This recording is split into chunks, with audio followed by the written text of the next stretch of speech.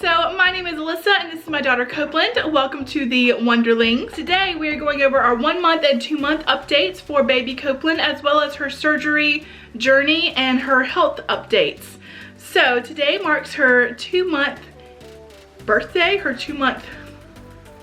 she's 2 months old today.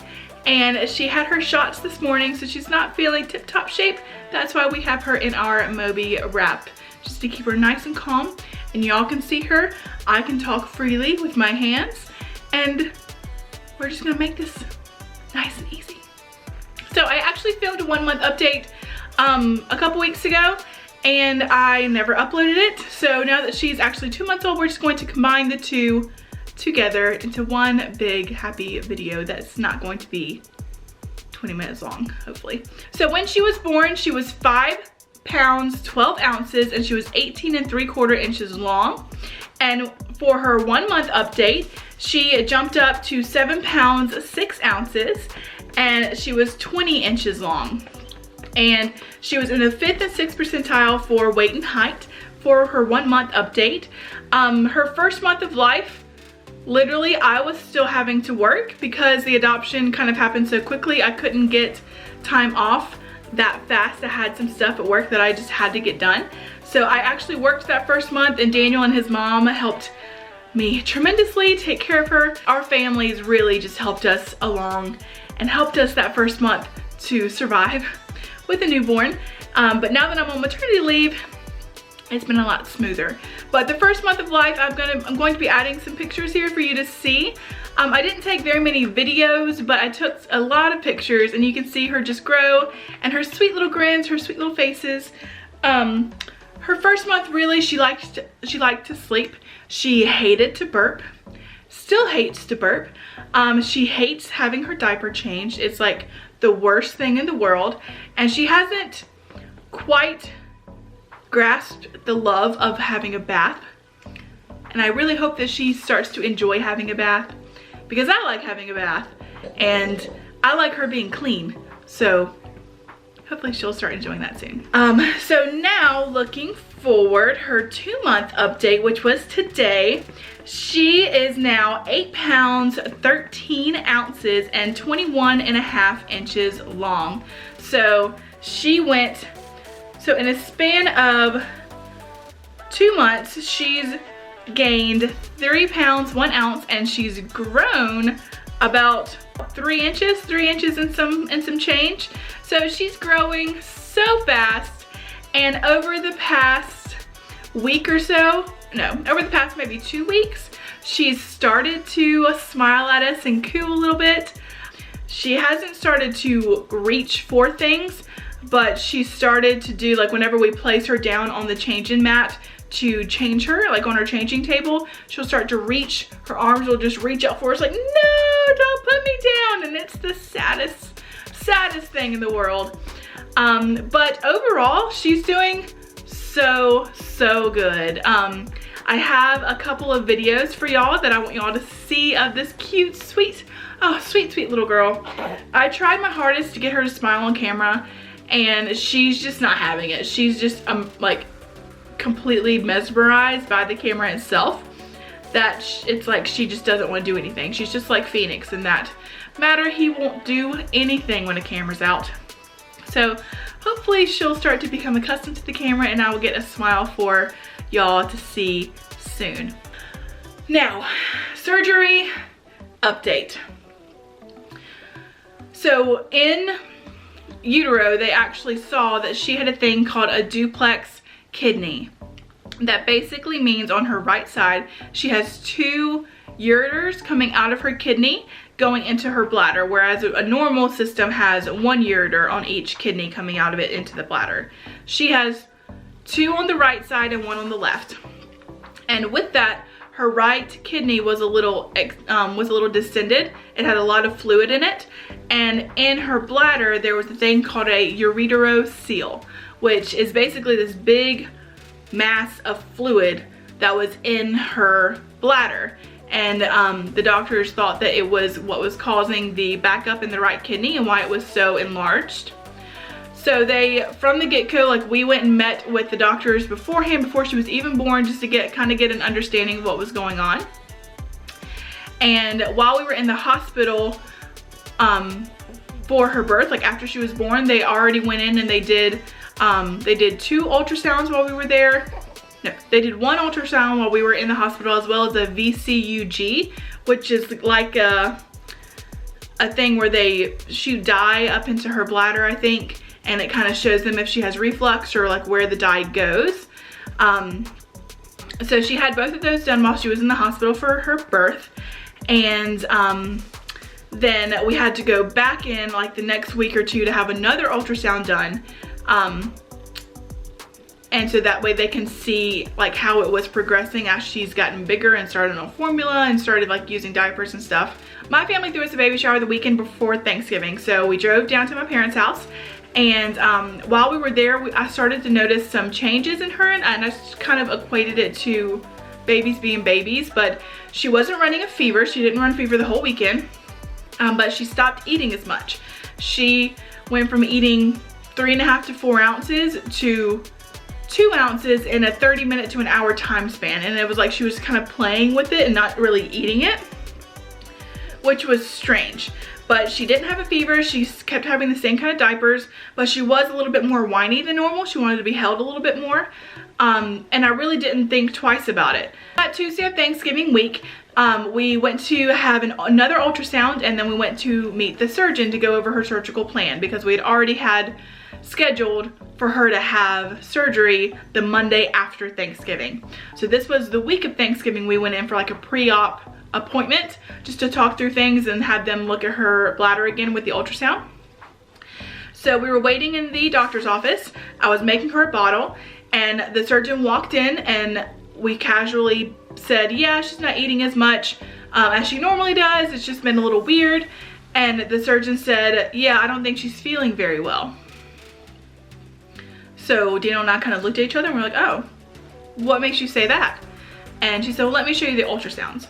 So she brought up the ultrasounds and she showed us the ultrasounds from the last couple weeks. So in an ultrasound, all of the fluid parts are black and all of the muscles and stuff are kind of a white shade. So you can like tell the difference between what's going on. And in her original ultrasounds, the ureterostele was black, the right kidney with all the fluid in it was black. Everything looked pretty normal as it could be. So she brought up the ultrasounds from that day, and basically in the black fluid, there was gray static like pictures. There was gray static in the black fluid, and it was all in that ureterostele, and it was all up in her right kidney. And the surgeon was like, you see all of that, that's infection. It's a really bad infection. And she said, that's why I don't think she's feeling very well. So what we're gonna do is we're not going to be alarmed right now because she doesn't have a fever, but I'm going to have y'all go to the hospital today. We're getting a room set up for you now, so just go home, get yourself packed, get yourself situated, come back up to the hospital so we can get some IV antibiotics in her and try to kick this infection before she starts running a fever and gets bad. And so as soon as she said that, I just, without even hesitating, started to cry. I couldn't even help it. Daniel didn't even know I was crying because I was trying to keep it in and not make a big deal out of it. And then he looked at me and I literally had just tears streaming down my face. And it wasn't because I was scared, it was just I was shocked. Because we weren't anticipating having to go to the hospital that soon. So we went up there Tuesday and we got discharged Thanksgiving morning. And while we were at the hospital, the nurses were absolutely amazing. Like, they took such good care of her, and they ended up having surgery on Wednesday afternoon. And they went in through her urinary tract with like this little hook-like thing. They popped through ureterostele and let all the fluid and all the infection kind of drain out. It only took about an hour and a half from start to finish, you know, from me leaving her there and coming up and the surgeons coming to get us back. Really the hardest part of that whole thing was them getting her, scooping her up and saying, okay mom, give her a kiss bye, me kissing her little head bye and them taking her away from me. As soon as they took her away from me and the nurse was like, okay, I'll walk you out to the waiting room, it happened again. I just started crying uncontrollably again, and I could not make myself stop. That was the hardest part, because it wasn't like she was screaming and reaching for us. She was all happy as she could be. She had her passy, she had her warm blanket on, like she was good. But them just taking her away was just really, that was hard. That was really hard to deal with. Like, we thought we were out of the woods. We thought it was good, everything was great. They scheduled another appointment for the ultrasound and the dye test in January, and we're like, okay, we're good to go. Until this past weekend. So this past weekend, Saturday, she woke up at her 5 o'clock feeding and she was an absolute angel.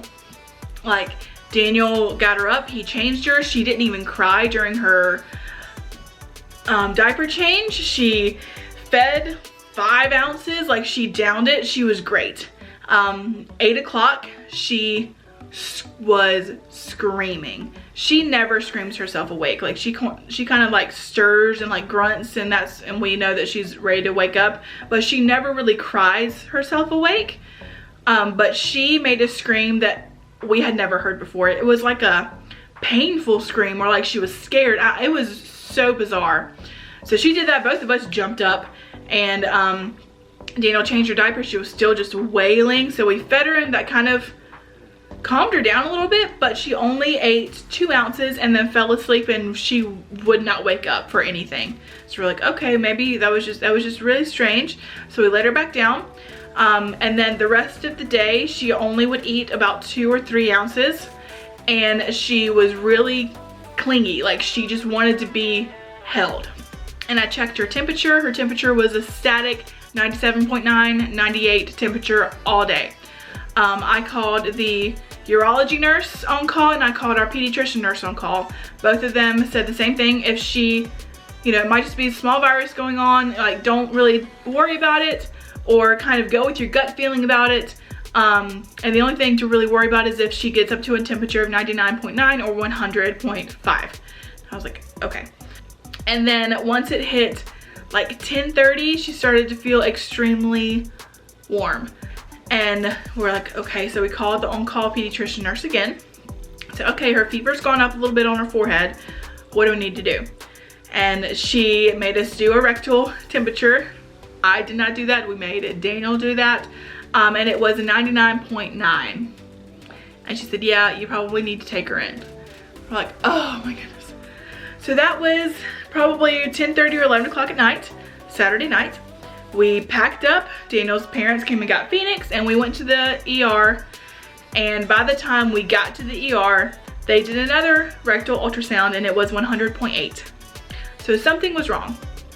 That was the worst night. We were there. We finally got to the ER at 12 o'clock, and we were in the emergency room from 12 to 4:30. So they got us some water, and we sat in there for a while, and they came back and said, okay, I think from what we can tell in the culture so far, it looks like she has a UTI, which we weren't 100% surprised by, because with her history, both her urologist and the surgeon said that she is very susceptible to having UTIs, just because of her system and, you know, everything that's happened so far. But they said that it wasn't as big of an infection as it was before when she had surgery. So we're like, okay, fine. So they admitted us into the hospital. We got up to our room around 5 a.m. And they got her, she's like snoring. By Monday, we did have some of the urology people come see us. They wanted to get an ultrasound and another dye test, so we had both of those done. We actually had the ultrasound done on Sunday. Yeah, we had the ultrasound done on Sunday and the dye test done on Monday. And basically from both of those tests, our surgeon said that they didn't see any blockages, they didn't see any reflux, which was a good thing, because she is probably going to have another surgery later on if she ends up having reflux from the bladder into the kidneys. But right now, from what they can tell, they didn't see any reflux, so they really just think that the fever came from the UTI. So they ended up sending us home Tuesday, thankfully. And they sent us home with a couple of new medicines to see if that will kind of prevent UTIs in the future for our sweet little girl. It's been a whirlwind of the past 2 months. 2 hospital stays in 2 months is a lot. So we are just praying that she doesn't have to have another hospital stay anytime soon. They still have her appointment set for January to have another ultrasound and dye tests done. So hopefully they just keep seeing good positive trajectories in her kidneys and her bladder, to where she doesn't have to have another surgery and everything can just start working smoothly and she can just be healthy, a healthy little girl. But Phoenix is doing very well with her. I think that he just wants her to get to the point where he can play with her. He's tried to throw his toys at her a couple times and I'm like, well honey, she can't do much with you right now, I'm sorry. But he likes to sleep on the side where her bassinet is, and he likes to kind of be around where she is, but not too close. So I think they're gonna be friends, hopefully soon, whenever she can start seeing him and playing with them, and I'm really excited to see that day come. But I hope you guys enjoyed her 1 and 2 month updates, as well as the surgery update and what's going on with her health. Make sure and hit that subscribe button, like this video, and go follow us on Instagram. I try to post pictures of her pretty much every day, so you can kind of get some inside scoops about what we're doing. And I do have more videos coming to you, hopefully a nursery tour, as well as a day in the life. So let me know down in the comments below what you would like to see, and I'll try to get it filmed for you. I really appreciate y'all coming out and listening to me blabber for the past however long this video has been. And I love you guys so much, and I will see you guys next time. Bye.